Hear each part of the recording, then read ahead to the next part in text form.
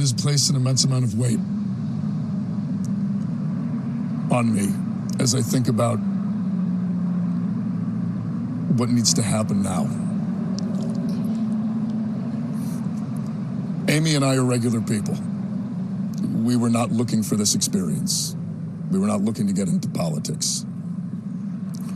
We had no desire to run for office. I just want you to think about what you would do as a regular person in a position where a much larger world, large forces were working against you personally to accuse you of the worst thing that a person could do, and it was not remotely true. I learned about this through press inquiries with no time to truly respond, no time for investigations before a corporate media system and the political establishment got to act as judge, jury, and executioner. Accusations are supposed to be the beginning of things, not the end. I think it's really important to understand why this is happening in the timeline, why this is happening right now. Much like October, when the first attack started, much like the news that was created the week before the primary, there is a reason that this is happening now. I only have until July 13th until I am officially the nominee. This was the last week to try to get me off of the ballot. And that's why this is occurring.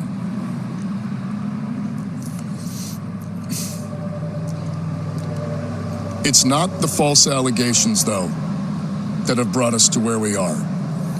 It's the fact that they are being used by the political establishment to put structural pressure on us. We live in a political system that is not built for normal people. It is a system that is built structurally to make sure that movements like ours cannot flourish. That if they begin to succeed, they can be crushed.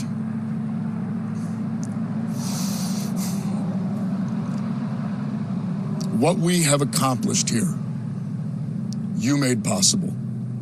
The people of Maine, the volunteers, the voters, the grassroots donors, and I have all the faith in the world that we could win if we could continue to harness that. But the brutal political reality is that they are going to take everything away from us. Those in power who have the ability to do so are using these allegations as an excuse to take away all of the things that we need to run a campaign. We are going to lose our ability to fundraise. We are going to lose our ability to access voter data. We are going to lose all of the things that any campaign needs on the basic level simply to function.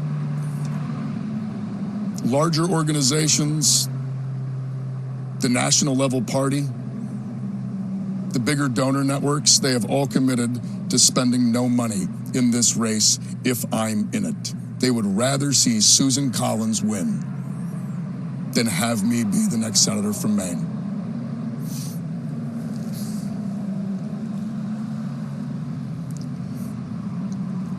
What comes next needs to come from the people. Needs to come from the people of Maine. Needs to come from the voters who on June 9th, at a strength of over 150,000, the largest number in the history of Maine primaries, said no to this kind of politics. Voted for a politics that would actually represent them. Voted against the political system, against the donor class, against the entrenched forces.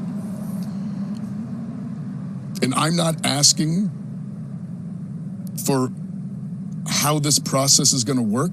I'm not trying to dictate to anyone who it should be or how we get there, but I will say this. It needs to be open, transparent, and democratic.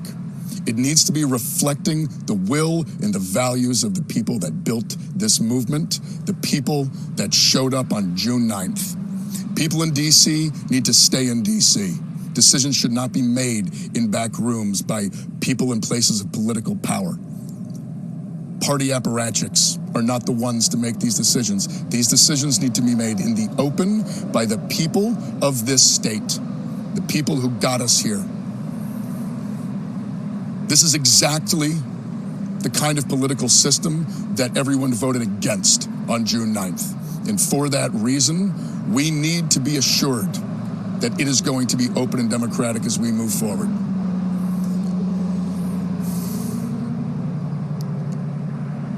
Amy and I struggled about getting into this. Last summer, right around this time of year, we sat down and we looked at each other and we said, if we believe in the kind of politics we think that we do, we have to do this. Over the past couple days, really yesterday and today, we have had to have that exact same conversation.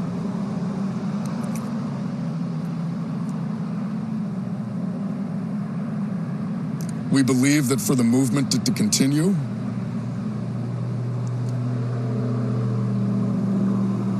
it can't be me. And for that reason,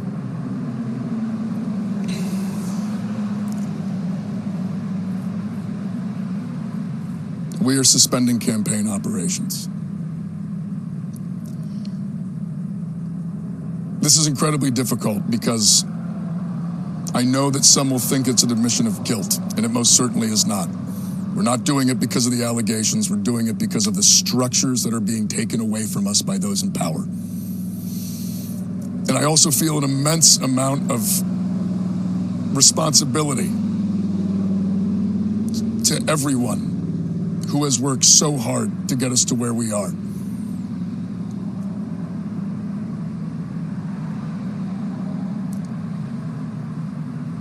We went toe-to-toe with one of the most entrenched political systems in the history of the world, and we won.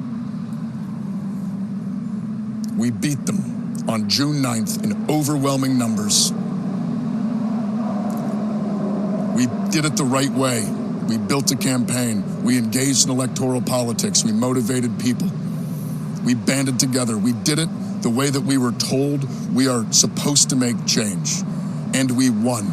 And now they are not going to let us have it.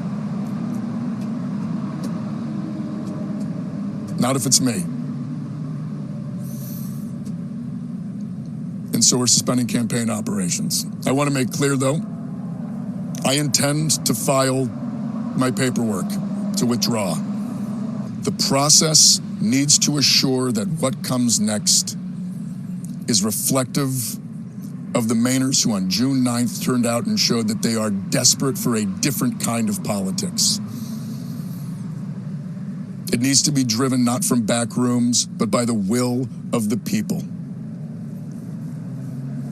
And the decisions that come next must come from that. All we were asking for was health care, was to end the genocide, to use our taxpayer dollars at home to uplift our communities instead of waging war overseas. We were asking for a fair system. We were asking for an end to the corruption, the end to the money in politics. We were asking for real democracy, and we did it the right way, and we won. But now the ball is in the court of the Democratic establishment. My name might be on the ballot right now, but that ballot line belongs to the people of Maine. And on November 3rd, it needs to belong to the people of Maine. And the next Democratic senator for Maine needs to belong to the people of Maine. They need to reflect the will and the values of the people of this state.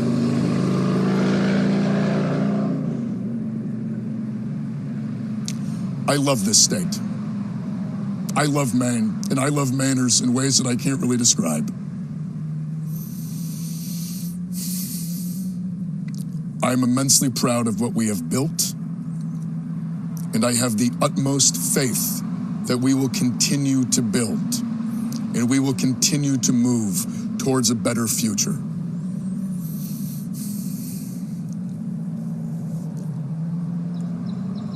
From the bottom of my heart, thank you. Thank all of you. And keep fighting. We're going to win someday.